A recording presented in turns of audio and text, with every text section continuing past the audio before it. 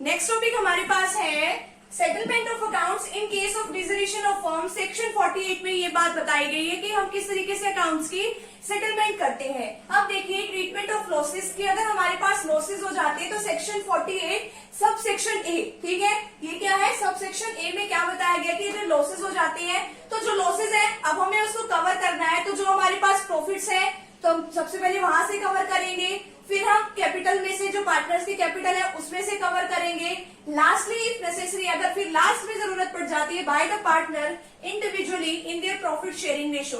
फिर जो पार्टनर्स हमारे पास होते हैं तो जो उनकी प्रॉफिट शेयरिंग रेशो है तो जितना भी लॉस बाकी कवर करना है उनकी प्रॉफिट शेयरिंग रेशो से हम कवर कर लेते हैं। तो ये लॉस को कवर करने के हमारे पास 3 रास्ते हैं, प्रॉफिट में से, कैपिटल में से और उनकी ही जो खुद की जो प्रॉफिट शेयरिंग रेशो है उनसे हम मंगवा लेते हैं। नेक्स्ट है application of assets. Application of assets यानी किस तरीके से करते हैं। सेक्शन 48 सब सेक्शन बी में क्या बताया गया है, टू पे द फर्म्स डेट। अब जो फर्म का डेट है, जो आउटसाइड पार्टी को जो हमने लोन पे करना है, सबसे पहले अगर हमारे पास पैसे आते हैं उनकी पेमेंट करते हैं, फिर बाद में क्या करते हैं टू पे द पार्टनर्स लोन, फिर पार्टनर से जो लोन लिया हुआ उसकी पेमेंट करते हैं, टू पे the capital of the partners, जो पार्टनर्स की कैपिटल है फिर उसकी पेमेंट करते हैं, और फिर बाद में अगर कुछ सरप्लस यानी कुछ एक्स्ट्रा बच जाता है तो उसको डिस्ट्रीब्यूट कर दिया जाता है किसमें, among the partners in their profit sharing ratio, ठीक है। तो फिर पार्टनर्स में उनकी प्रॉफिट शेयरिंग रेशो में उसको डिस्ट्रीब्यूट कर दिया जाएगा। तो सबसे पहले आउटसाइड जो लोन ले रखा है उसकी पेमेंट, फिर पार्टनर के लोन की, फिर उनके कैपिटल की, फिर जो कुछ बच गया उनकी प्रॉफिट शेयरिंग रेशो में प्रॉफिट समझ के